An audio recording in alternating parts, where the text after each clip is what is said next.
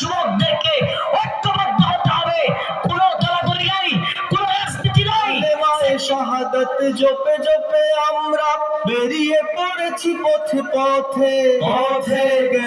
কেদো না মাগো যেতে দাও পীর মাশায়েখদের সাথে, পীর মাশায়েখদের সাথে, পীর মাশায়েখদের সাথে। বেদিনের পাঞ্জায় বিশ্ব মুসলমান কান্নায় ভাঙছে নীল আকাশ আকাশ। আমরা ফুটাবো হাসি মজলুমানের মুখে, বুকে ঝড় তুলেছে বিশ্বাস, বুকে ঝড় তুলেছে বিশ্বাস, বুকে ঝড় তুলেছে বিশ্বাস। পৃথিবীর এই অমানিসা, পৃথিবীর এই অমানিসা, পৃথিবীর এই অমানিসা সত্যের আলো দিয়ে টুটাবো।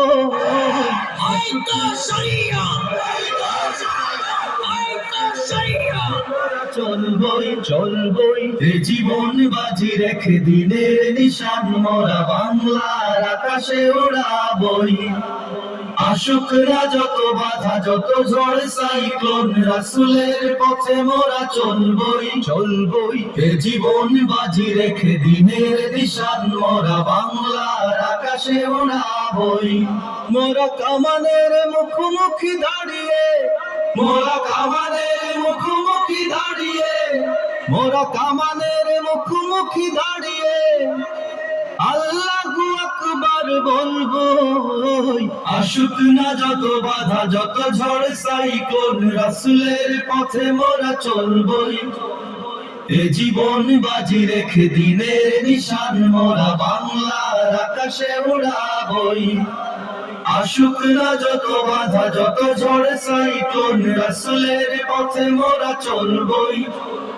এ জীবন বাজি রেখে দিনের নিশান মোরা বাংলার আকাশে উড়াবই। আল্লাহু আকবার, আল্লাহু আকবার, আল্লাহু আকবার, আল্লাহু আকবার। হুশিয়ার শব্দ, আল্লাহু আকবার।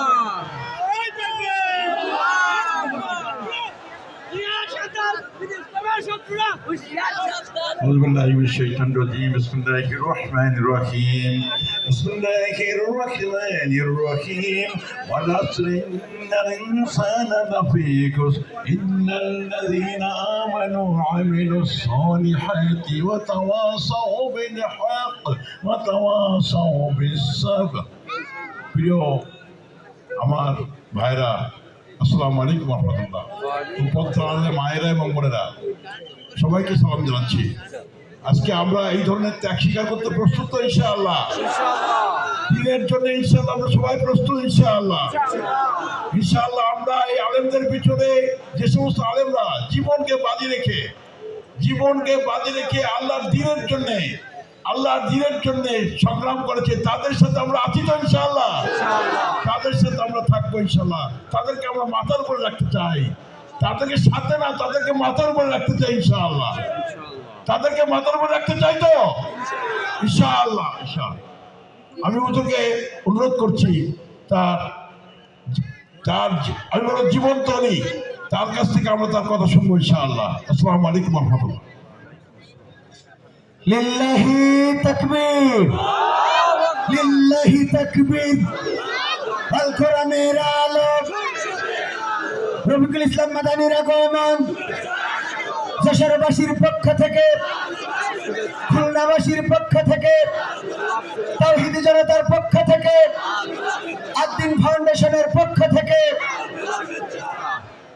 সংগ্রামী তাওহীদি জনতা, এই পর্যায়ে আপনাদের সামনে পবিত্র কোরআন থেকে মূল্যবান তাকরীর পেশ করবেন। আদ-দ্বীন ফাউন্ডেশনের উদ্যোগে আয়োজিত 3 দিনব্যাপী ঐতিহাসিক তাফসীরুল কোরআন মাহফিলের দ্বিতীয় দিনের সমাপনী অংশের বিশেষ মেহমান হযরতুল আল্লাহ মাওলানা রফিকুল ইসলাম মাদানী সাহেব নেত্রকোনা। এই পর্যায়ে আপনাদের সামনে পবিত্র কালামে হাকিম থেকে তাকরীর পেশ করছেন বিশিষ্ট ইসলামী চিন্তাবিদ, মুসলিম জননেতা, জননন্দিত মুফাসসির কারক হযরত মাওলানা রফিকুল ইসলাম মাদানী সাহেব। আমি মুহতারামকে পবিত্র কালাম থেকে আলোচনা পেশ করার জন্য বিনীতভাবে অনুরোধ জানাচ্ছি। السلام عليكم ورحمة الله وبركاته. إن الحمد لله نحمده ونستعينه ونستغفره ونؤمن به ونتوكل عليه ونعوذ بالله من شرور أنفسنا ومن سيئات أعمالنا. من يهده الله فلا مضل له ومن يضلل فلا هادي له. ونشهد أن لا إله إلا الله وحده لا شريك له. أما بعد فأعوذ بالله من الشيطان الرجيم.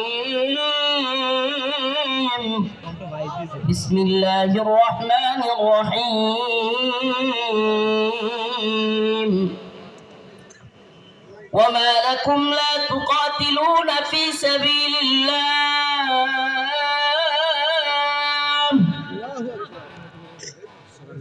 وما لكم لا تقاتلون في سبيل الله والمستضعفين من الرجال والنساء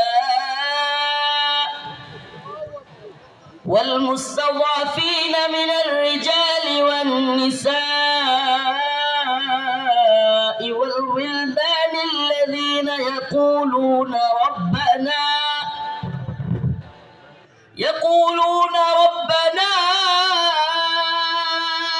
أخرجنا من هذه القرية الظالم أهلها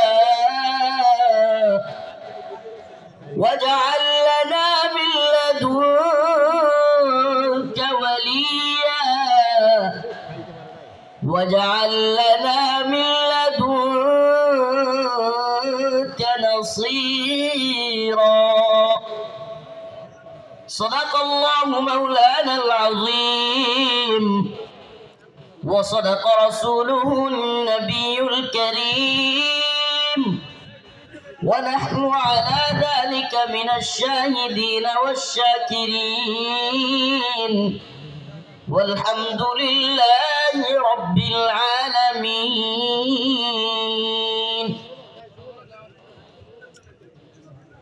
সকলে একটু দরুদ শরীফ পড়ি। আল্লাহুম্মা সাল্লি আলা মুহাম্মাদিন ওয়া আলা আলি মুহাম্মাদ কামা সাল্লাইতা আলা ইব্রাহিম ওয়া আলা আলি ইব্রাহিম ইন্নাকা হামিদুম মাজিদ. اللهم بارك على محمد وعلى آل محمد كما باركت على إبراهيم وعلى آل إبراهيم إنك حميد مجيد. আদ-দ্বীন ফাউন্ডেশন কর্তৃক আয়োজিত আজকের এই ব্যতিক্রম ধর্মী ঐতিহাসিক তাফসীরুল কোরআন মাহফিলের সম্মানিত উলামায়ে কেরাম, মুরব্বিয়ান আযম, আমার প্রিয় যুবক ভাইরা, স্নেহের ছোট ভাইরা, পর্দানিশীন শ্রদ্ধেয় মা ও বোনেরা, আল্লাহ রাব্বুল আলামিনের দরবারে অসংখ্য অগণিত শুকরিয়া যে মহান রব্বুল আলামিন আপনাকে আমাকে কোরআন সুন্নাহ এর কিছু কথা বলবার এবং শুনবার জন্য এত সুন্দর একটা ব্যবস্থাপনা করে দিয়েছেন। সেজন্য প্রথমেই রব্বে কাবার দরবারে শুকরিয়া আদায় করে স্বতঃস্ফূর্ত আওয়াজ করে বলি আলহামদুলিল্লাহ। প্রিয় উপস্থিতি, আমি প্রথমে আন্তরিকভাবে জাযাকুমুল্লাহ এবং আন্তরিকভাবে অন্তরের অন্তঃস্থল থেকে কৃতজ্ঞতা জ্ঞাপন করছি, শুকরিয়া আদায় করছি এবং বিশেষ করে আন্তরিকভাবে মুবারকবাদ জানাচ্ছি আমার প্রিয় আঙ্কেল আদ-দ্বীন ফাউন্ডেশনের মহিউদ্দিন আঙ্কেলকে, যিনি এই ব্যতিক্রম ধর্মী সুন্দর এক আয়োজন যশোরবাসীকে, বলতে গেলে বাংলাদেশকে উপহার দিয়েছেন। প্রিয় যশোরবাসী, আসলে আমি কি বলবো, আমি আমার নিজের ডকুমেন্টারি এখানে দেখে আমার আব্বার কথা মনে পড়ে যায়। আমার বাবা চলে গিয়েছেন দীর্ঘ অনেক দিন আগে, আমি যখন হেফজখানায় পড়ি। তো আজকে যখন এই ডকুমেন্টারিতে আমার বাবার কথাও চলে আসে, আমি আমার চোখে পানি রাখতে পারি নাই। আল্লাহ পাক তাদের এই আয়োজনকে কবুল করুক, বলেন আমিন। প্রিয় উপস্থিতি, আমি আজকে আপনাদের সামনে নিপীড়িত নির্যাতিত মুসলিম উম্মার পক্ষ থেকে কিছু কথা বলবার চেষ্টা করব। আজ পৃথিবীর দিকে দিকে তাকালেই দেখা যাবে মুসলিমরা নির্যাতিত এবং নিপীড়িত। ইসরায়েলে সর্বশেষ ফিলিস্তিনের গাজার মুসলমানদের জন্য যে হসপিটাল ছিল, সেই হসপিটালটাকেও ইসরায়েলের বর্বর হানাদার বাহিনী বোমা ফেলে, বোমার আঘাতে সেই হসপিটালকে গুড়িয়ে দিয়েছে। চিৎকার করে ফিলিস্তিনের মুসলমানরা চিকিৎসার জন্য চিৎকার করে দিক বেদিক ছুটোছুটি করছে। ইসরায়েলে গ্রেট ইসরায়েল রাষ্ট্র গঠন করবার জন্য মুসলমানদেরকে তাড়িয়ে এক মহাযজ্ঞ, এক মহা আয়োজন তারা তৈরি করেছে। গ্রেট ইসরায়েল তৈরি করবে। আপনি যদি ভারতবর্ষের দিকে তাকান, পুরো ভারতবর্ষে হিন্দুত্ববাদী ব্রাহ্মণ্যবাদী তাগুতি শক্তি ইসলাম এবং মুসলমানদেরকে মূলোৎপাটন করে, ইসলাম এবং মুসলমানদেরকে তাড়িয়ে দিয়ে এই উপমহাদেশে অখণ্ড ভারত তৈরি করবার এক নীল নকশা, এক মহা আয়োজন তৈরি করে বসে আছে। ও প্রিয় মুসলিম উম্মাহ, আজকের আয়োজন বৃথা হয়ে যাবে। আজকের এই লক্ষ লক্ষ মানুষের জমায়েত বৃথা হয়ে যাবে যদি নির্যাতিত নিপীড়িত মুসলিম উম্মার পক্ষে এই জাগরণ, এই জজবা আমরা যদি কাজে লাগাতে ব্যর্থ হই। খোদার কসম করে বলি, খোদার কসম করে বলি, এই জজ খ্যাতি, এই জজবা, এই জনস্রোত কোনো কাজে আসবে না যদি আমরা নির্যাতিত নিপীড়িত মুসলিম উম্মার পক্ষে দাঁড়াতে ব্যর্থ হই।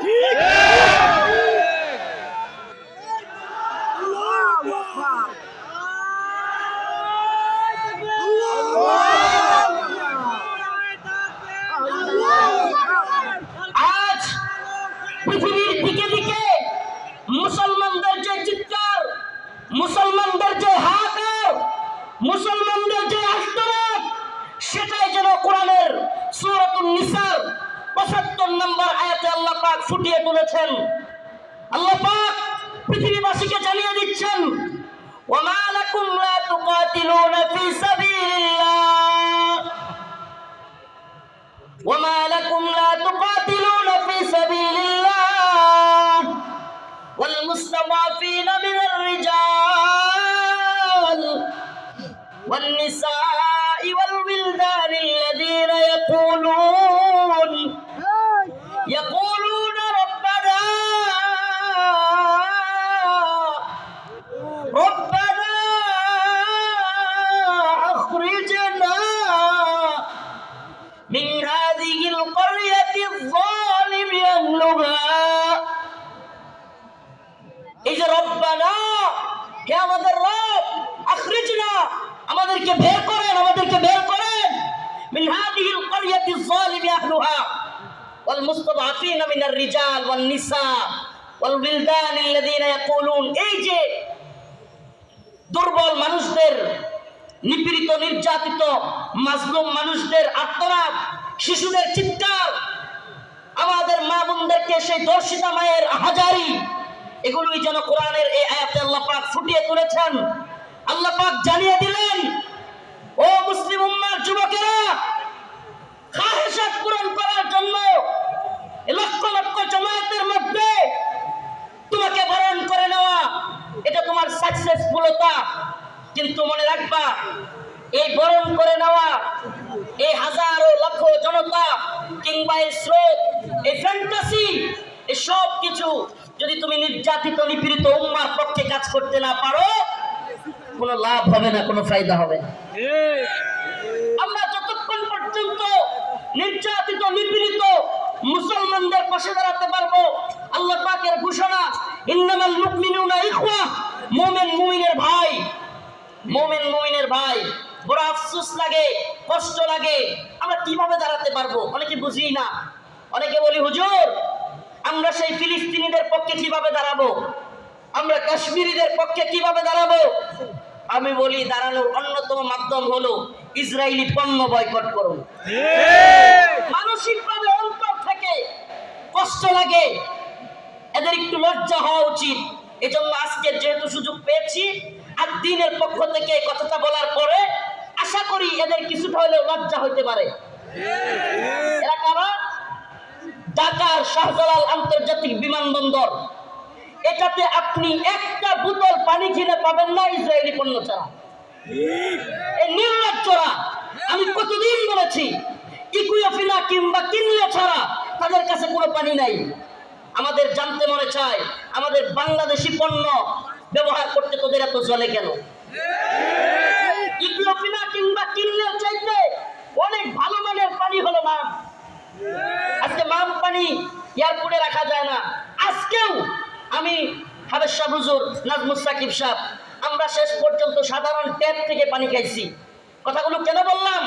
নির্যাতিত নিপীড়িত মুসলিম উম্মার পক্ষে আমরা দাঁড়াতে পারবো যখন আমি অন্তর থেকে সেই ব্যথাটা অনুভব করব যে আমার মুসলিম ভাই আঘাতপ্রাপ্ত হচ্ছে, আমার মুসলিম বোনকে ধর্ষিতা করা হচ্ছে। সেই ব্যথাটা যখন আমার অন্তরে থাকবে, কিভাবে তাদের পাশে দাঁড়াতে হবে সেটা অন্তর থেকেই আপনার মনই সায় দিবে যে এটা করলে আমি নির্যাতিত নিপীড়িত ভূখণ্ডের প্রতি আমার সহমর্মিতা জানানো হবে। লজ্জা হওয়া উচিত এই এয়ারপোর্ট কর্তৃপক্ষের। আমি আজকের এই যশোর আদ্দিনের প্রোগ্রাম থেকে জানাতে চাই, অনেক দিন বলার পরেও এরা এই ইসরায়েলি পণ্য চেঞ্জ করতেছে না। এমনকি এয়ারপোর্টে এত বড় বড় আলেম ওলামারা আসেন, এখানে একটু পানি খাওয়ার ব্যবস্থা নাই যেটা ইসরায়েলি পণ্য ছাড়া। আল্লাহ পাক এদেরকে হেদায়েত দান করুক, বলেন আমিন। বলেন আমিন। প্রিয় ভাইরা আমার, বন্ধুগণ আমার, এই ইসরায়েলি পণ্যের টাকাটা দিয়েই আপনার আমার মুসলিম ভাইয়ের, মুসলিম সন্তানের গায়ে গুলি করতেছে কিংবা বোমা ফেলতেছে এই ইসরায়েলি টাকাটা দিয়ে, এই ইসরায়েলি কোম্পানিগুলো। অতএব আমাদের কি এই পণ্যগুলো বয়কট করা দরকার না? কথা বলেন, দরকার না? মনে রাখবেন, আমরা প্রয়োজনে কষ্ট করব, ট্যাপের পানি খাবো, তবুও ইসরায়েলি পানি খাবো না। আমরা প্রয়োজনে ট্যাপের পানি খাবো, আমরা প্রয়োজনে মিনারেল ওয়াটার যদি না পাই, প্রয়োজনে আমরা ট্যাপের পানি, নরমাল পানি খাবো, তবুও ইসরায়েলি পানি ব্যবহার করব। এটা একটা উদাহরণ দেওয়ার জন্য বললাম, কিন্তু এমন অনেক সিস্টেম আছে। ও ভাই, তাহাজ্জুদের সময় নামাজের পরে নির্যাতিত নিপীড়িত উম্মার জন্য, মাজলুমদের জন্য দোয়া করা। ও মুসলিম উম্মাহ, চিন্তা করে একবার দেখুন, আজকে ফিলিস্তিনের যে অবস্থা, ছোট্ট শিশুকে তার বাবা তার সামনে ছটপট করতেছে, তার ছোট্ট শিশু দৌড়াচ্ছে, কাতরাচ্ছে, ছটপট করতেছে, অথচ বাবা চিকিৎসা দিতে পারতেছে না। একবার ভাবুন না, নিজের সন্তানকে ওই জায়গায় রাখুন, আপনি বাবা হিসেবে আপনার অন্তরটা কেমন লাগবে? আজকে কাশ্মীরের অবস্থা দেখুন, এই ভারতীয় বাহিনী, এই হিন্দুত্ববাদী তাগুতি শক্তি, এই জালেমরা এখন আমাদেরকে হুমকি দেয়, এখন আমাদের গায়ে একটু লাগছে। কিন্তু আপনি কি জানেন, বিশ্বের বড় বড় মিডিয়ার তথ্য অনুযায়ী, রিপোর্ট অনুযায়ী, এটা আমাদের কথা নয়, বিশ্বের বড় বড় মিডিয়ার রিপোর্ট অনুযায়ী এক কাশ্মীরে 10,000 আমাদের মা বোনদেরকে ধর্ষণ করা হয়েছে। কয় হাজার? কথা বলেন না, কয় হাজার? 10,000 আমার আপনার মা বোনকে ধর্ষণ করা হয়েছে এক কাশ্মীরের মধ্যে। প্রিয় মুসলিম উম্মাহ, আল্লাহ মাফ করুক, আজকে কাশ্মীরের পরিস্থিতি যদি আমার দেশের হয়, আমার বাংলাদেশের হয়, কল্পনা করা যায়? ওরা উৎপত্তি আছে সীমান্তের ওপারে মুসলিমদেরকে নির্যাতন করার জন্য। সাউন্ড যাচ্ছে না? কি বলতেছে এরা? সাউন্ড যাচ্ছে? আজকে ওরা উৎ পেতে আছে সীমান্তের ওপারে, আমাদেরকে হুমকি ধমকি দিচ্ছে হিন্দুত্ববাদী দাদা বাবুরা। আসলে আমি প্রায় প্রোগ্রামে বলে থাকি, বিধর্মীদের হাক ডাক, মুসলিমদের বিরুদ্ধে যারা হাক ডাক দেয়, সেই সমস্ত জুলুম জালিমদের হাক ডাক হলো একটা বেলুনের মতো। কিসের মতো? কিসের মতো? বেলুনের মতো ফটকা। একটা সুই নিয়ে ফুটা করে দিতে পারলেই সব শেষ। সুই নিয়ে ফুটা করে দিতে পারলেই। একটা ছোট্ট উদাহরণ দিই, তাইলে আরো ভালো বুঝবেন। চট্টগ্রামে আমার ভাই সাইফুল ইসলাম আলিফকে শহীদ করে দিল সেনাবাহিনীর উপর, পুলিশের উপর। চিন্ময় দাসকে গ্রেফতার করার কারণে আক্রমণ করলো, কিন্তু যখনই মুসলিমরা চট্টগ্রামে জেগে উঠলো, মুসলিমরা জজবা নিয়া, ইমানি জোশ নিয়া রাজপথে নেমে আসলো। আয় সুবহানাল্লাহ।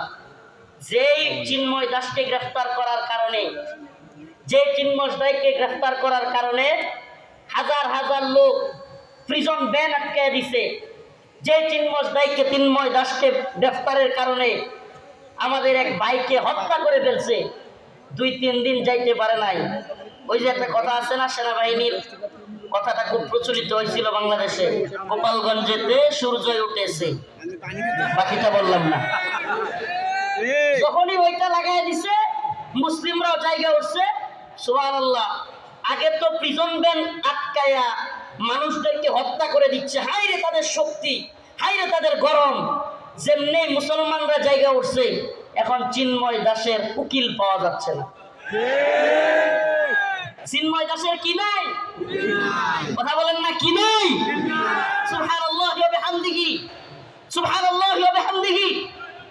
আপনারা এই বিষয়টা দেখে থাকলে বুঝবেন, এত হাত ডাক, এত কিছু, অথচ এখন চিন্ময় দাসের উকিল পাওয়া যাচ্ছে না।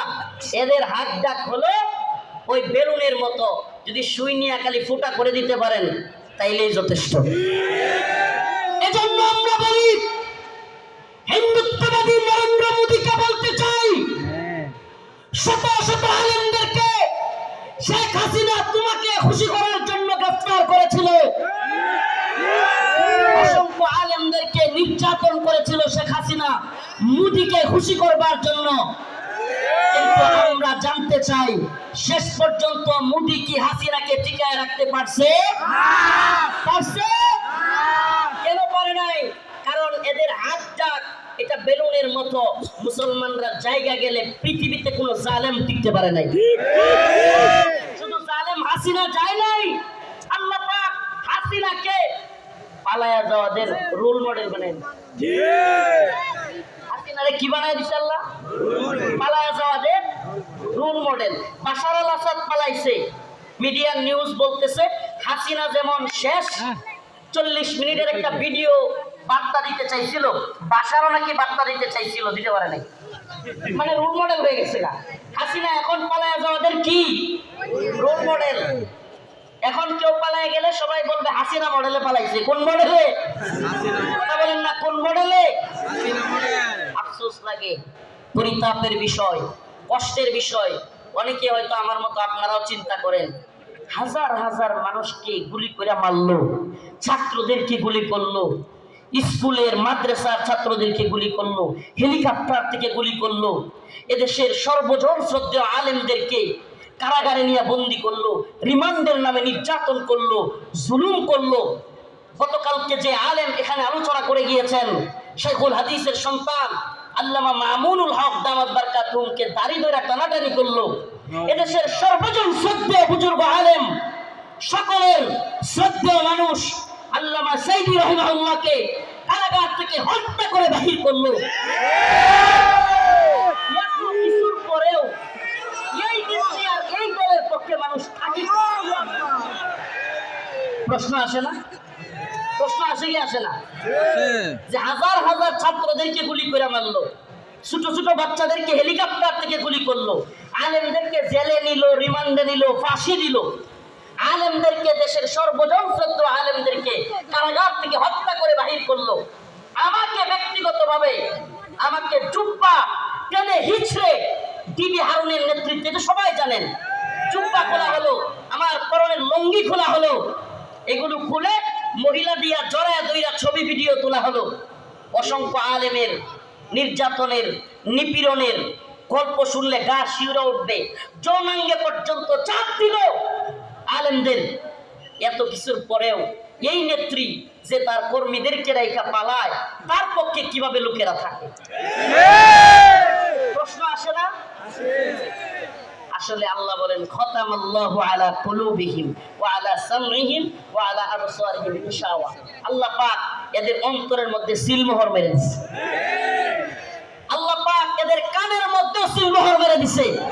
আল্লাহ পাক এদের চোখের উপরে পর্দা ফেলে দিয়েছে। এরা সেই হাসিনা সরকারের আমলের এত নির্যাতন নিপীড়ন দেখেও দেখবে না। যেমন নির্লজ্জ বেহায়া তার নেত্রী, এমন নির্লজ্জ বেহায়া কর্মী। যেমন নির্লজ্জ বেহায়া তার নেত্রী, যে কিনা ছোট ছোট বাচ্চাদেরকে হত্যা করে, হেলিকপ্টার থেকে গুলি করে, এরপরেও বলে আমি কি অপরাধ করেছি। কত বড় নির্লজ্জ হলে এই কথা বলতে পারে? এরপরেও কি বলে আমি কি অপরাধ করেছি। আপনি কোন অপরাধ করেন? এটা হইতে পারে যে আপনি কোন অপরাধ করেন নাই, আমাকে এমন একটা অপরাধ দেখান। ও প্রিয় মুসলিম উম্মাহ, বাংলাদেশের বাইতুল মুকাররমে হেফাজত ইসলামের আন্দোলনে হাসিনার পুলিশ বুট পয়রা জুতা পয়রা দেশের জাতীয় মসজিদে আলেমদেরকে গুলি করে নাই? এতে জঘন্য আর কি হইতে পারে? আপনি কোনটা করেন নাই বলেন? আমাদেরকে তাহাজ্জুদের আর এই কোরআন তিলাওয়াতের গল্প শোনায়া আপনি কোন আকামটা করেন? প্রিয় মুসলিম উম্মাহ, যশোরবাসী, এই মেসেজ যশোরের মুসলমানদের জন্য নয়। এই মেসেজ, আজকের এই আলোচনা আমার এই দেশবাসীর জন্য আমি রেখে যেতে চাই। আমি আমার কথাগুলো সকলের কানে পৌঁছে দিতে চাই। ও প্রিয় উম্মাহ, প্রিয় জাতি, আমরা চেয়েছি আমাদের অন্তর থেকে, আমাদের ছাত্ররা, আমাদের শিক্ষকরা, আমাদের কলামিস্ট, বুদ্ধিজীবী, মুফতি, বক্তা, ছাত্র, সকল শ্রেণী পেশার মানুষ, আমরা চেয়েছি আল্লাহ পাক হাসিনাকে এই ভূখণ্ড থেকে, আমাদের উপর থেকে, জুলুম থেকে বাঁচাক। আল্লাহ পাক আমাদেরকে বাঁচাইছেন কি বাঁচান নাই? তার মানে আমরা মন থেকে সম্মিলিত ভাবে চাইলে পাওয়া যায়। পাওয়া যায় কি যায় না? বলেন পাওয়া যায় কি যায় না? ইন্নাল্লাহা লা ইউগাইয়িরু মা বিকওমিন হাত্তা ইউগাইয়িরু মা বিআনফুসিহিম। আল্লাহ পাক ততক্ষণ পর্যন্ত কোন জাতিকে পরিবর্তন করেন না যতক্ষণ না সে জাতি নিজেরা পরিবর্তন চায় এবং পরিবর্তন হয়। সুবহানাল্লাহ। তো আমরা পরিবর্তন চেয়েছিলাম, পেয়েছি। পাইছি কি পাই নাই? এখন আমাদের আরেকটা পরিবর্তন দরকার। আমাদের মূল বিজয় সেটা। এই বিজয় আমাদের মূল বিজয় না। এই বিজয় যদি আমাদের মূল বিজয় হইতো, তাইলে আমরা আল্লাহর নবীরে কেউ কটূক্তি করলে, গালি দিলে, আমরা এই রায় পাইতাম যে তার শাস্তি হবে মৃত্যুদণ্ড। তার শাস্তি কি? এই ব্যাপারে ইমামগণ একমত। আল্লাহর নবীকে নিয়ে কেউ কটূক্তি করলে, ব্যঙ্গচিত্র করলে তার শাস্তি মৃত্যুদণ্ড। প্রিয় ভাইরা আমার, বন্ধুগণ আমার, আল্লাহর নবীকে সাহাবায়ে কেরাম কেমন ভালোবাসতেন। আল্লাহর নবী সাল্লাল্লাহু আলাইহি ওয়াসাল্লামকে তার সাহাবীরা কেমন ভালোবাসতেন। কাব বিন আশরাফ নামে ইহুদিদের এক নেতা ছিল। নাম কি? কাব বিন আশরাফ, এক ইহুদি নেতা। এত দেহ ছিল, অনেক বড় সড় ছিল দেহ, বিশাল দেহের আকৃতির লোক ছিল কাব বিন আশরাফ। বদর যুদ্ধে যখন মুসলমানরা বিজয়ী হয়েছে, কাব বিন আশরাফ কষ্টে তার অন্তর চলে গেছে। বদর যুদ্ধে কাফেরদের বড় বড় নেতা আবু জাহেল সহ নিহত হয়ে গেছে, জাহান্নামে চলে গেছে। কাব বিন আশরাফের কলিজায় জ্বলন শুরু হয়ে গেছে। সে মুহাম্মদ আরবি সাল্লাল্লাহু আলাইহি ওয়াসাল্লামকে নিয়ে বিভিন্ন ধরনের কটূক্তিমূলক কবিতা বানাইছে। তার মহিলা ভাড়া কইরা তাদেরকে দিয়া রাসূলের বিরুদ্ধে বিশুদ্ধার করাইছে। আল্লাহ নবী সাল্লাল্লাহু আলাইহি ওয়াসাল্লাম ডাকলেন, কাব বিন আশরাফ, তাকে হত্যা করতে পারবে এমন কে আছো? সুবহানাল্লাহ বলে। সুবহানাল্লাহ। সাল্লাল্লাহু আলাইহি ওয়াসাল্লাম নিজে ডাকলেন, হে আমার সাহাবারা, তোমাদের মধ্যে হত্যা করবে। অথচ আমার নবীর ব্যাপারে অনেকে বলে, রাসূল সাল্লাল্লাহু আলাইহি সাল্লামকে কি বলে, যে রাসূল সাল্লাল্লাহু আলাইহি সাল্লাম এক গালে মারলে আরেক গাল পাইতা দিতেন। ছোটবেলায় এগুলো শুনতাম, নাউজুবিল্লাহ। রসুলের এক গালে মারবে আর সাহাবাই কেরাম বসে বসে দেখবে।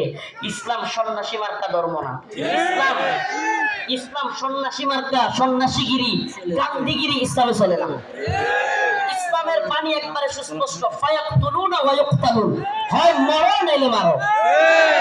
দিনের প্রয়োজনে মারতে হবে, মরতে হবে, ইনশাআল্লাহ। দিনের প্রয়োজনে মারতে হবে, মরতে হবে। মায়ের খাওয়াও সুন্নত, দেওয়াও সুন্নত। আমরা যদি খালি মায়ের খাইতাম, হাসিনার পতন হইতো, মাঝে মাঝে পিটানো দেওয়া লাগতো, কথা না? যারা জালেমের পক্ষ নিবে, একটা কথা মনে রাখবেন, মুসলমান ইমানদার, সম্ভবত হযরত আলী রাদিয়াল্লাহু আনহুর কথা এটা, জালেমদের প্রতি সহানুভূতি দেখানো মাজলুমদের সাথে গাদ্দারি। আবারও বলছি, জালেমদের প্রতি উদারতা দেখানো মাজলুমদের সাথে গাদ্দারি। মাজলুমদের সাথে গাদ্দারি করা যাবে যাবে কাব বিন আশরাফ আল্লাহর নবীর নিয়ে কটূক্তি করে। রাসূল সাল্লাল্লাহু আলাইহি সাল্লাম বললেন, তোমাদের মধ্যে কে আছে যে কাব বিন আশরাফকে হত্যা করবে? আল্লাহর নবীর এক সাহাবী মুহাম্মদ বিন মাসলামা দাঁড়ায় গেলেন, ইয়া রাসূলুল্লাহ আতুহিব্বু আন তাকতুলাহু, ইয়া রাসূলুল্লাহ আপনি কি চান আমি তাকে হত্যা করি? রাসূল বললেন, অবশ্যই হ্যাঁ। মুহাম্মদ বিন মাসলামা বললেন, ইয়া রাসূলুল্লাহ আমাকে অনুমতি দেন, আমি একটু তার সাথে গল্প করব, মানে সিনে গল্প করব আর কি, তার একটু খুশি করব। ইয়া রাসূলুল্লাহ আমার অনুমতি দেন। আল্লাহর নবী বললেন, অনুমতি দিলাম। রাসূলুল্লাহ সাল্লাল্লাহু আলাইহি ওয়াসাল্লামের অনুমতি পেয়ে মুহাম্মদ বিন মাসলামা রাদিয়াল্লাহু আনহু কাব বিন আশরাফের কাছে গেলেন। কাব বিন আশরাফের কাছে গিয়ে আল্লাহর নবীকে নিয়ে যেহেতু বলে আসছেন একটু গল্প করবেন, বানায়া সিনায়া, যুদ্ধ মানেই ধোঁকা। আপনি সবকিছু যুদ্ধের ময়দানে শত্রুর বিরুদ্ধে সব কথা বলে দিয়ে আপনি পারবেন না। যুদ্ধ মানেই ধোঁকা, মাঝে মাঝে ধোঁকা দিতে হয়। তো কাব বিন আশরাফে গিয়া বললেন, আমরা তো মুহাম্মদ রে নিয়া খালি যাকাত চাই, খালি যাকাত দিতে হয়, সদকা দিতে হয়, বিপদে আছি মুহাম্মদ রে নিয়ে, নাউজুবিল্লাহ সাল্লাল্লাহু আলাইহি ওয়াসাল্লাম। রাসূল সাল্লাল্লাহু আলাইহি ওয়াসাল্লামের ব্যাপারে কাব বিন আশরাফকে খুশি করার জন্য কাব খুব খুশি হয়ে গেল। আগেই কিন্তু অনুমতি নিয়ে আইছেন, আগেই অনুমতি নিয়েই আসছেন। আল্লাহর নবীর ব্যাপারে বললেন কাব বিন আশরাফকে, আমরা তো মুহাম্মদ রে নিয়ে বিপদে আছি, সাল্লাল্লাহু আলাইহি ওয়াসাল্লাম, কি সদাকা যাকাত দিতে দিতে আমরা শেষ হয়ে যাচ্ছি। কাব কয়, কে আগেই কইছিলাম না? খুব খুশি হয়েছে, আগেই তো কইছিলাম। এবার মুহাম্মদ বিন মাসলামা বললেন, তোমার কাছে কিছু কর্জা চাই। কি চাই? কর্জা চাই, আমাদেরকে কিছু খাদ্য দাও। কাব বিন আশরাফ বলল, দিতে পারি, কিন্তু কিছু বন্ধক রাখতে হবে। আল্লাহর নবীর সাহাবী মুহাম্মদ বিন মাসলামা রাদিয়াল্লাহু আনহু আল্লাহর নবীকে বলে এসেছেন, ও পয়গম্বর, ও আমার প্রিয় হাবিব, আমি অবশ্যই অবশ্যই কাব বিন আশরাফকে কতল করব, তবে আমাকে অনুমতি দেন আমি যেন কাব বিন আশরাফের সাথে খুশ গল্প করতে পারি। আল্লাহর নবী বললেন, অনুমতি দেয়া হলো। কাব বিন আশরাফকে মুহাম্মদ বিন মাসলামা রাদিয়াল্লাহু আনহু বললেন, মুহাম্মদ তিনি তো আমাদের কাছ থেকে বেশি বেশি সাদাকা আর যাকাত নিচ্ছেন, এমন অবস্থায় আমরা তো ফতুর হয়ে যাচ্ছি, কি করা? কাব খুব খুশি হয়ে গেল। কাব বলল, আগেই তোমাদেরকে বলেছিলাম মুহাম্মদের পিছনে থাকবা না। এবার কাব বিন আশরাফের কাছে মুহাম্মদ বিন মাসলামা কিছু চাইলেন। সে বলল, দিতে পারি, শর্ত হলো কিছু বন্ধক রাখতে হবে। দিতে পারি, তবে শর্ত হলো কিছু বন্ধক রাখতে হবে। মুহাম্মদ বিন মাসলামা রাদিয়াল্লাহু আনহু বললেন, ঠিক আছে, কি বন্ধক চাও? কাব বিন আশরাফ বলল, তোমার বউরে বন্ধক দাও। নাউজুবিল্লাহ। এটার বডি ছিল অনেক লম্বা, উঁচা, বিরাট সাইজের মানুষ। মুহাম্মদ বিন মাসলামা রাদিয়াল্লাহু আনহু বললেন, না, তোমার কাছে আমার বউ দেওয়া যাবে না। এবার মুহাম্মদ বিন মাসলামা রাদিয়াল্লাহু আনহু বললেন, দিতে পারি, আমার ডাল তলোয়ার এই তরবারিগুলো তোমার কাছে দিতে পারি। এগুলো বন্ধক রাখলেন। বন্ধক রাখার পর কাব বিন আশরাফকে মুহাম্মদ বিন মাসলামা রাদিয়াল্লাহু আনহু বললেন, আমি আমার আরো 2 জন সহযোগীকে নিয়ে আসি। তুমি যে খাদ্য দিবে, তুমি যে খাবার দিবে, ওই খাবার জিনিসগুলো নেওয়ার জন্য লোক লাগবে। আসলে কি কাব বিন আশরাফের যে সাইজ, পরে যদি ধরতে হয়, সাইজ করতে হয়, একা একা পারবেন না। এই জন্য আরো 2 জনকে আনতে গেছেন। সুবহানাল্লাহ। এবার উনি 2 জনকে নিয়ে আসলেন। আসার পরে কাব বিন আশরাফকে বললেন, কাব, তোমার মাথার মধ্যে কি সুগন্ধি ব্যবহার করো? এত সুন্দর গ্রাম তোমার মাথা থেকে আসতেছে। এটা আরেকটা পাপ, এটা আরেকটা কি আগে দিছে কি, আরে মুহাম্মদের যাকাত দিতে দিতে আমরা শেষ। এতে করে সে খুশি হয়েছে। আগেই কইছিলাম না মুহাম্মদের পিছনে থাকবো না। নাউজুবিল্লাহ। তো এইবার কি পাপ দিল যে তোমার কল্লার মধ্যে, তোমার মাথার মধ্যে এমন কি সুগন্ধি দাও, এত সুগন্ধি আসতেছে, সুঘ্রাণ আসতেছে। কাব বিন আশরাফ খুশিতে গদগদ হয়ে গেছে, খুব খুশি হয়েছে, পাপ দিচ্ছে। তো মুহাম্মদ বিন মাসলামা রাদিয়াল্লাহু আনহু বললেন, কাব, তোমার মাথার থেকে একটু সুঘ্রাণ নেওয়ার জন্য তোমার মাথাটা একটু আমাকে আগায় দিতে পারবা? মানে মাথা থেকে কি নিব? সুগন্ধি নিব। কাব বিন আশরাফ খুশি হয়ে গেল। খুশি হয়ে কাব বিন আশরাফ তার কল্লাটা আগায় দিল। ও যশোরবাসী, খুব মনোযোগ দিয়ে শুনবেন। আল্লাহর নবীর সাহাবা মুহাম্মদ বিন মাসলামা যখন কাব বিন আশরাফ কল্লাটা আগায় দিল, সাথে সাথে আল্লাহর নবীর সাহাবী মুহাম্মদ বিন মাসলামা কাব বিন আশরাফের কল্লা এইভাবে পেঁচায় ধরলেন। সুবহানাল্লাহ। কাব বিন আশরাফের কল্লা পেঁচায় ধইরা সঙ্গী সাথী থাকা অন্য সহপাঠীদেরকে বললেন, কাব বিন আশরাফের কল্লার মধ্যে কূপ দাও। সুবহানাল্লাহ। মুহাম্মদ বিন মাসলামা গলা চাইপা ধরলেন, আর কাব বিন আশরাফকে ওনার সাথীদেরকে বললেন, কূপ দাও। আল্লাহু আকবার বলে কাব বিন আশরাফের কল্লা ফেলে দিলেন। ও মুহাম্মদ আরবির উম্মতেরা, সেই জগৎ বিখ্যাত উক্তি শেখ খালিদ রশিদ ফাকাল্লাহু আসর কণ্ঠে কণ্ঠ মিলিয়ে বলতে চাই, ইয়া উম্মত মুহাম্মদ, ইয়া উম্মত মুহাম্মদ, আমার নবীকে নিয়ে কটূক্তি করা হবে, আমার নবীকে নিয়ে ব্যঙ্গচিত্র বানানো হবে।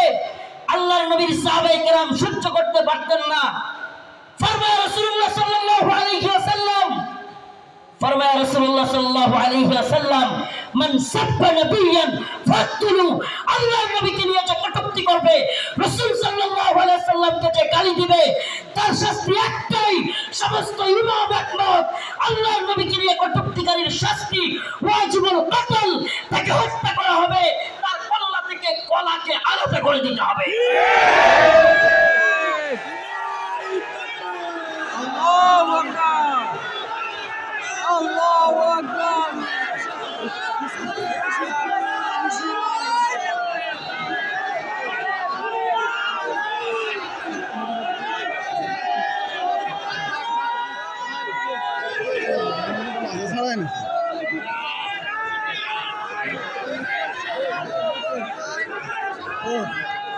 হে প্রিয় জাতি, হে প্রিয় মুসলিম উম্মাহ, তোমাদের এই জাগরণ প্রমাণ করে দিয়েছে 2024-এর 5ই আগস্ট প্রমাণ করে দিয়েছে যৌবন যার যুদ্ধে যাবার সময় তার। যুবকরা দেখিয়ে দিয়েছে হাসিনার লাফালাফি আর কাদেরের পালাবো না। কোথায় কাকা? পালাবো না কোথায়? এত দাম্ভিকতা, এত অহংকার ভালো না। এত দাম্ভিকতা, এত অহংকার ভালো না। মনে রাখবা, ফিরাউন নমরুদি আল্লাহর কাছে কোনো টাইম ছিল না, আর উবাইদুল কাদের আর হাসিনা। আল্লাহ পাক তোমাদেরকে পরিণতি দেখিয়ে দিয়েছেন। মুসলিম উম্মার যুব সমাজদেরকে বলি, ও প্রিয় উম্মার যুবকেরা, তৈরি হও নির্যাতিত নিপীড়িত মুসলিম উম্মার পাশে দাঁড়াবার জন্য। তৈরি হও আল্লাহর নবীর বিরুদ্ধে যারা যাবে বাংলার জমিনে, তাদেরকে অবশ্যই ওয়াজিবুল কতল, আল্লাহর নবীর গালি দেওয়া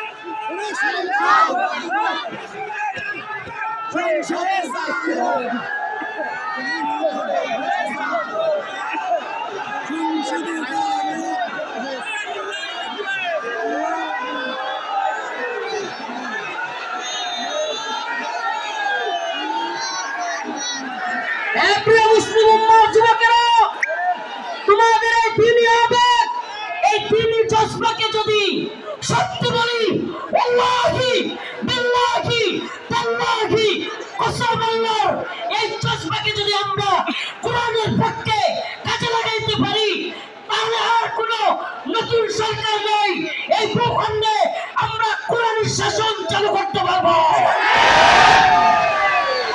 তন্ত্রমন্ত্র নয়, তন্ত্রমন্ত্রের দেখা শেষ। আমরা তো এই স্লোগান দিকে দিকে আজ জানিয়ে দিতে চাই, তন্ত্রমন্ত্রের দিন শেষ, কোরআন সুন্নাহর বাংলাদেশ। বলেন না, তন্ত্রমন্ত্রের দিন শেষ, তন্ত্রমন্ত্রের দিন শেষ, কোরআন সুন্নাহর বাংলাদেশ। কোরআন সুন্নাহর বাংলাদেশ। সাবিলুনা সাবিলুনা, আল জিহাদ আল জিহাদ, তারিকুনা তারিকুনা। আল জিহাদ আল জিহাদ। স্লোগান আজকে একটু ব্যতিক্রম হবে। আমি বলবো আল্লাহর জমিনে আল্লাহর আইন বাস্তবায়ন ফরজে আইন, বলতে পারবেন? আল্লাহর জমিনে আল্লাহর আইন বাস্তবায়ন ফরজে আইন, হয়তো শরিয়ত ইম্মা শরিয়া ইম্মা শরিয়া, হয়তো শরিয়ত, হয়তো আমরা শাহাদাত বরণ করব, না হলে ভূখণ্ডে শরীয়ত প্রতিষ্ঠা করব। কালেমার পতাকা দেখলে যেগুলোর জ্বলে, এগুলোকে সাবধান করে দিতে চাই। এই ভূখণ্ডে লা ইলাহা ইল্লাল্লাহ পতাকা উড়বেই, আজ হোক কাল একদিন উড়বেই। ইসাবাতান মিন উম্মতি আহরাজাহুম আল্লাহু মিনান নার, ইসাবাতুন তাখজুল হিন্দা ওয়া ইসাবাতু মা ঈসা ইবনে মারইয়াম। রাসূলের ঘোষণা, এই ভূখণ্ডে হিন্দুত্ববাদী ব্রাহ্মণ্যবাদী তাগুতি শক্তির বিরুদ্ধে, দিল্লির বিরুদ্ধে, হিন্দুত্ববাদীদের বিরুদ্ধে আল্লাহর নবী বলেছেন, মুসলমানদের একটা গাজওয়া হবে, গাজওয়াতুল হিন্দ হবে। সেই যুদ্ধে মুসলমানরা বিজয়ী হবে। শুধু বিজয়ী হবে না, দিল্লির সেই মসজিদে, দিল্লির সেই লাল কেল্লায় কালেমার পতাকা পথ পথ করে উঠবে ইনশাআল্লাহ।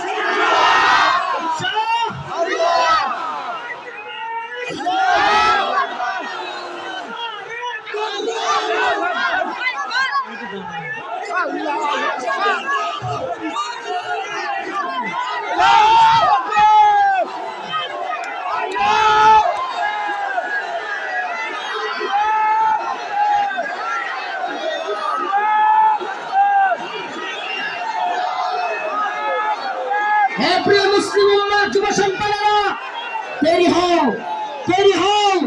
আর কোন তন্ত্রমন্ত্রের জন্য ডাক নয়, ডাক আসবে দাওয়া ইবাদত শাহাদাতের ডাক আসবে। শহীদ হইতে রাজি আছো তো ইনশাআল্লাহ? জীবন দিতে প্রস্তুত আছো তো ইনশাআল্লাহ? আরে আমরা দুনিয়ায় এসেছি দ্বীনের জন্য, শহীদ হওয়ার জন্য। দুনিয়ায় আর কোনো সফলতা নাই, আল্লাহর জন্য শাহাদাতের মধ্যেই সফলতা। ইম্মা শরিয়া ওয়া ইম্মা শাহাদা, হয়তো শরিয়ত, আল্লাহর জমিনে আল্লাহর আইন। এই জমিন কার? এক চিৎকার করে বলেন কার? জমিন কার? হুকুম চলবে কার? ইনিল হুকমু ইল্লা লিল্লাহ, আমার আল্লাহ তা'বুদু ইল্লা ইয়া। হুকুম হবে আল্লাহর, ইবাদত হবে আল্লাহ। ইবাদত হবে কার? একমাত্র আল্লাহ। এই তাগুতের গোলামি আমরা করব না। আমরা কার গোলাম? আমরা ভারতের গোলাম নই, আমরা আমেরিকার গোলাম নই, আমরা ইসরায়েলের গোলাম নই। আমরা কার গোলাম? গোলামি হবে কার? পৃথিবীবাসী জেনে রাখো, আমরা আল্লাহর গোলামি করি। এই মাথা নোয়াবো তো আল্লাহর কাছে। এই মাথা নোয়াবো তো কার কাছে? পৃথিবীর কারো কাছে আমাদের মাথা নত হবে না। এবার আমার ডকুমেন্টারি তো দেখলেন, শাইখুল হাদিস ইবনে শাইখুল হাদিসের ডকুমেন্টারি দেখলেন, অন্যান্য আলেমদের ডকুমেন্টারি তো দেখবেন। আমি কিছু মাসলুমদের ডকুমেন্টারি আপনাদের সামনে বলে যাই, কলিজা ফেটে যায়। ও মুসলিম উম্মার প্রিয় যুবক ভাইরা, আপনারা জেনে থাকবেন 2013 সালে শাপলা চত্বর এক ভয়াবহ রাতের সাক্ষী অনেকেই আপনারা জেনে থাকবেন। প্রিয় বাবাজি, আজকের প্রোগ্রামের আয়োজক সহ সবার এই কথাগুলো মনোযোগ সহকারে শোনা দরকার। আমি আপনাদের সামনে এমন কিছু ব্যক্তিদের কারগুজারি শোনাবো যারা 2013 সালে রাসূলুল্লাহ সাল্লাল্লাহু আলাইহি ওয়াসাল্লামকে যারা কটূক্তি করেছিল, আল্লাহর নবীকে নিয়ে যারা ব্যঙ্গচিত্র বানিয়েছিল, আল্লাহ এবং তার রাসূলের বিরুদ্ধে যারা কথা বলেছিল, যেই কারণে হেফাজতে ইসলাম শাপলা চত্বরে যেতে বাধ্য হয়েছিল, সেই সমস্ত নরপিশাচ, সেই সমস্ত কুখ্যাত শাতেমে রাসূল রাজীব, ব্লগার রাজীব, শাতেমে রাসূল অভিজিৎ রায়, ওয়াশিকুর রহমান বাবু, ফয়সাল বিন দীপন, আর কতগুলো নাম বলতে পারবো। এরা আল্লাহর নবী এবং আল্লাহকে নিয়ে কটূক্তি করেছিল, আম্মা জানদেরকে নিয়ে কটূক্তি করেছিল। মনে আছে আপনাদের? মনে আছে?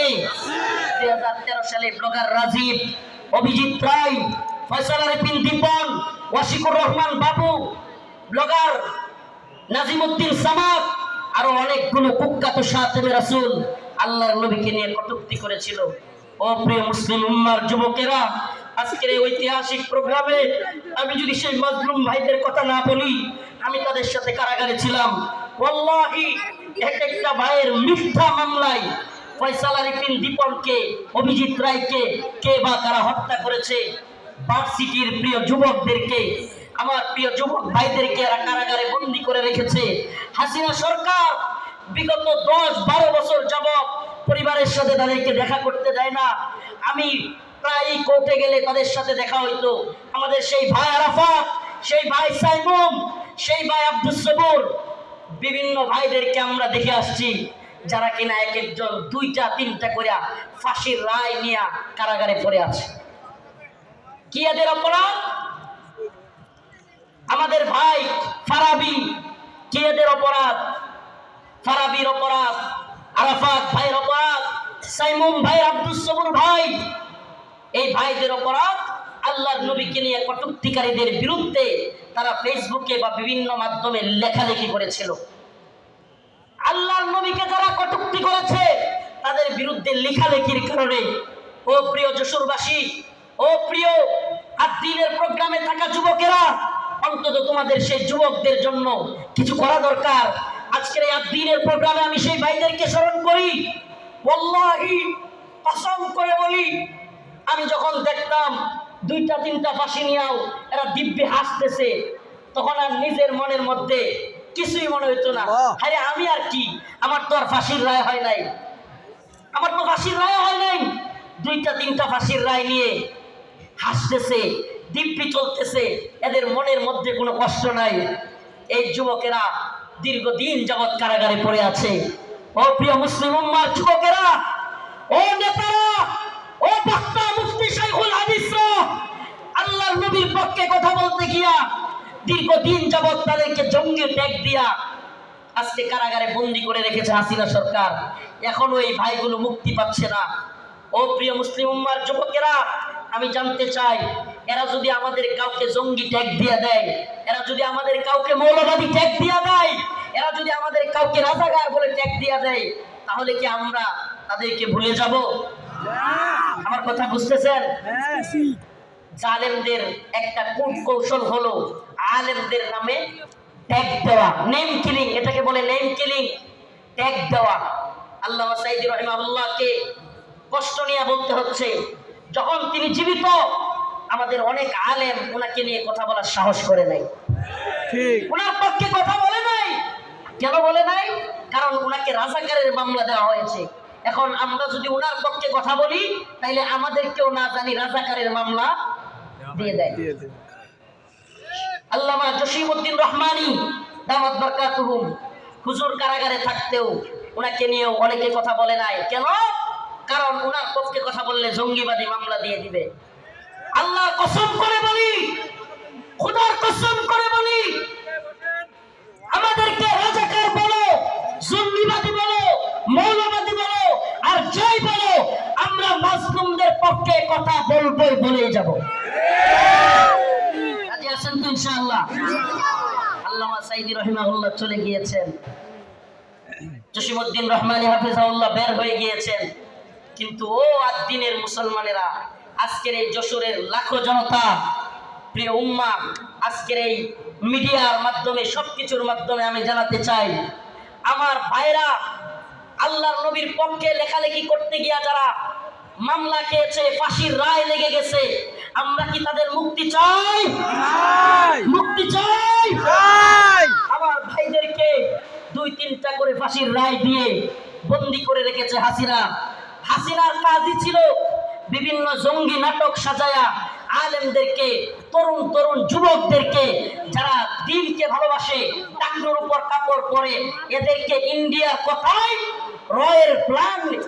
রয়ের প্ল্যানে মুসলিম উম্মার যুবকদেরকে, দিন যারা ভালোবাসে তাদেরকে গ্রেফতার করা, তাদেরকে জঙ্গি বলা, মৌলবাদী বলা, এটা একটা ট্রেন্ড ছিল, এটা তাদের একটা ট্যাগ মিশন ছিল, মিশন, তাদের একটা মিশন। এই মিশন আমরা পা দিতে পারি না। আমরা আমাদের ভাইয়ের মুক্তি চাইবই, ঠিক আছে তো ইনশাআল্লাহ? সবাই মুক্তি চান তো ইনশাআল্লাহ? আমার প্রিয় ভাইদের মুক্তির ব্যবস্থা করা হোক, দ্রুত মুক্তি দেওয়া হোক। যদি তারা মুক্তি না পায়, খোদার কসম করে বলি, এত বড় বড় বক্তা, এত যশ খ্যাতি মূল্যহীন, মূল্যহীন, মূল্যহীন। আমরা যদি মাসলুমদের পাশে দাঁড়াতে না পারি, আজকের আলোচনার বিষয় এটাই। ওমা লাকুম লা তুকাতিলুনা ফি সাবিলিল্লাহ ওয়াল মুস্তাদাফিনা মিনার রিজাল ওয়ান নিসাই ওয়াল বিলদানি আল্লাযীনা يقولون ربنا أخرجنا من هذه القرية الظالم أهلها واجعل لنا من لدنك وليا واجعل لنا من لدنك نصيرا الله رب العالمين বলেন وما لكم لا تقاتلون في سبيل الله তোমাদের কি হয়ে গেল? তোমরা আল্লাহর পথে কিতাল করতেছ না, যুদ্ধ করতেছ না। জিহাদ বললে অনেকে অপব্যাখ্যা করে, নফসের জিহাদ, এটা সেটা অনেক অপব্যাখ্যা করে। কারণ কি? কারণ আল্লাহ বলছেন কুতিবা আলাইকুমুল কিতাল ওয়া হুয়া কুরহুল লাকুম। কারণ আল্লাহ পাক জানতেন জিহাদের ব্যাপারে অনেকের অ্যালার্জি থাকবে, অনেকে অপছন্দ করবে। আমাকে বলেন, আল্লাহ পাক যখন কোরআনে কারীম নাযিল করেছেন, আল্লাহর রাসূল কি জিহাদকে অপছন্দ করতেন? হ্যাঁ, সাহাবায়ে কেরাম অপছন্দ করতেন। তাহলে এই আয়াত কাদের জন্য? কুতিবা আলাইকুমুল কিতাল ওয়া হুয়া কুরহুল লাকুম, এই আয়াত কাদের জন্য?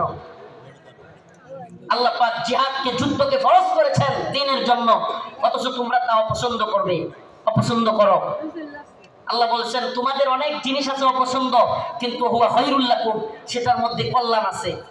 আমার তো মনে হয়, আল্লাহ পাক, আমার মনে হয় না, এটাই তাফসীর, এটাই ব্যাখ্যা, যে আল্লাহ পাক সেই সমস্ত লোকদেরকে উদ্দেশ্য করে বলেছেন যারা জিহাদকে অপছন্দ করবে। সাহাবায়ে কেরাম জিহাদকে পছন্দ করতেন না, আল্লাহর নবী আল্লাহর দ্বীনের পক্ষে জিহাদকে অপছন্দ করতেন না। যারা অপছন্দ করে তাদের জন্য এই কথা। অথচ দিকে দিকে মাজলুম, ওমা লাকুম লা তুকাতিলুনা ফি সাবিলিল্লাহ, তোমাদের কি হয়ে গেল? তোমরা আল্লাহর পথে যুদ্ধ করতেছ না। ওয়াল মুস্তাদাফিনা মিনার রিজাল ওয়ান নিসাই ওয়াল বিলদান, দুর্বল নারীরা, দুর্বল বাচ্চারা চিৎকার করে করে বলতেছে ইয়াকুলুনা রব্বানা আখরিজনা, আয় আল্লাহ আপনি আমাদেরকে বের করেন, মিন হাযিহিল ক্বরিয়াতিজ যালিমি আহলুহা, এই ভূখণ্ডের মানুষরা বড় জালেম, ওয়াজআল লানা মিন লাদুনকা ওয়ালিয়া, আপনি আমাদের জন্য অভিভাবক পাঠান, ওয়াজআল লানা মিন লাদুনকা নাসীরা, আপনি আমাদের জন্য সাহায্যকারী পাঠান। মাজলুমদের সাহায্যকারী হইতে রাজি আছি তো ইনশাআল্লাহ? মাজলুমদের সাহায্যকারী হইতে রাজি আছি তো ইনশাআল্লাহ? তাইলে আজকে থেকে ইসরায়েলি পণ্য বয়কট ইনশাআল্লাহ, রাজি আছেন তো ইনশাআল্লাহ? ইনশাআল্লাহ।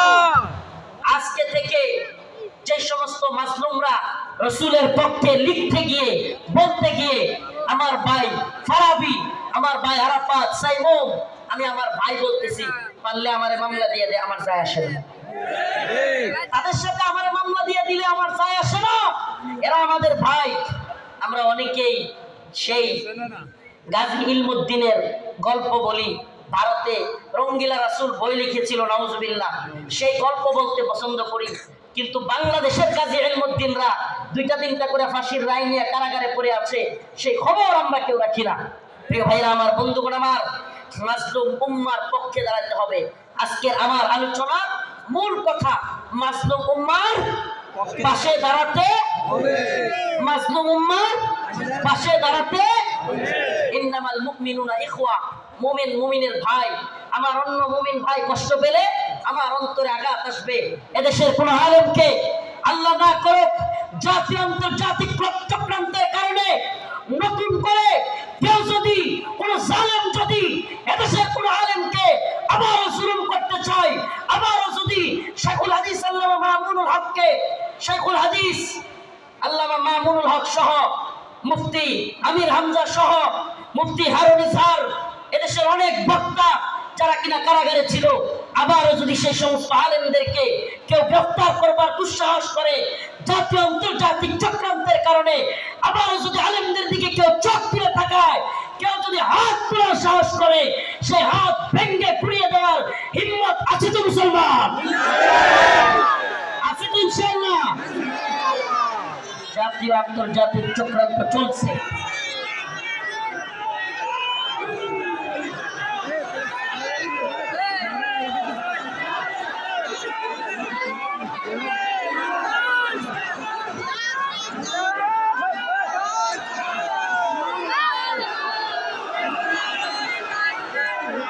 জাতীয় আন্তর্জাতিক চক্রান্ত চলছে আমাদের এই ভূখণ্ডকে নিয়ে, জাতীয় আন্তর্জাতিক চক্রান্ত চলছে।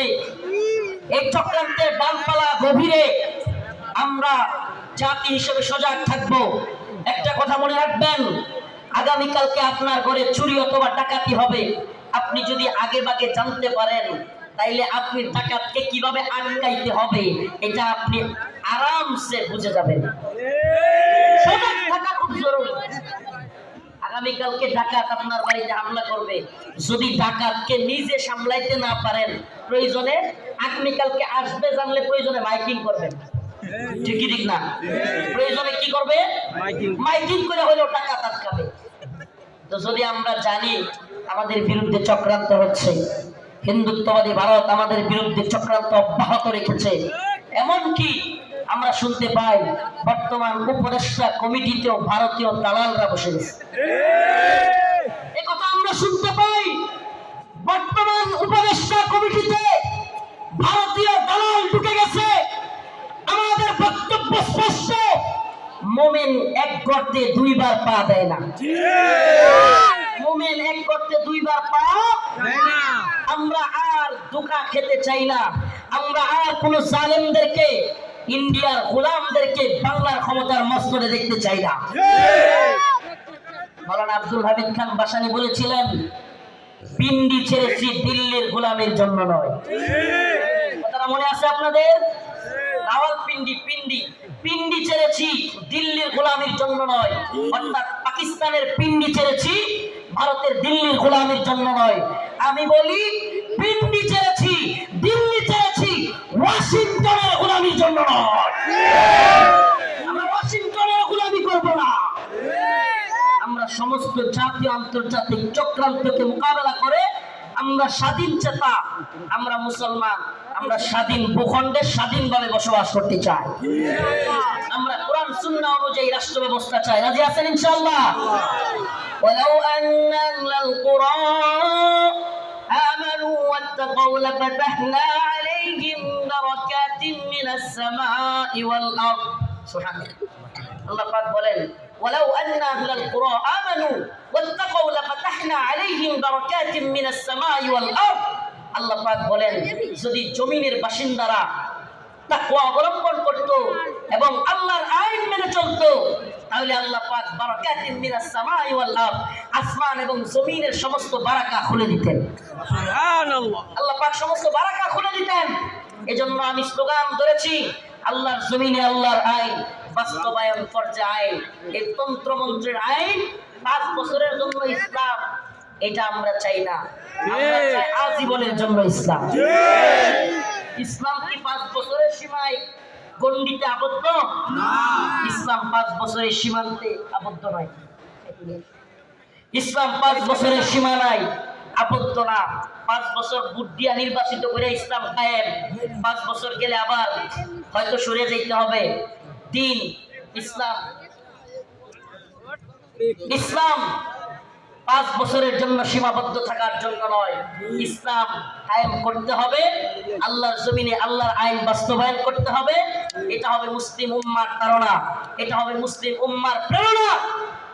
আমরা হুঁশিয়ার করে দিতে চাই, সাবধান করে দিতে চাই, 2024 সালে হাসিনার পালানোর দৃশ্য দেখা এবং বাংলাদেশে আওয়ামী লীগের অবস্থান দেখা কেউ যদি শিক্ষা না নেন, নতুন করে জুলুম করার চিন্তা ভাবনা, নতুন কইরা কেউ জুলুম করার ভূত কারো মাথায় চাইপা বসে, তাইলে আওয়ামী লীগের পরিণতির জন্য অপেক্ষা করেন। নতুন কইরাও যদি হাসিনার মতো জুলুমের চিন্তা ভাবনা কেউ করেন, আওয়ামী লীগের মতো জুলুম করার খায়েশাত, জালেম হওয়ার ভূত মাথায় চাইপা বসে, সাদাবাজি, টেন্ডারবাজি, দুর্নীতির ভূত, তাইলে বাংলার জনগণ লাথি দিয়া আপনাদের ভূত তাড়াইয়া দিবে। নতুনদের জন্য এটা একটা হুঁশিয়ারি। 2024 সাল এটা আমাদের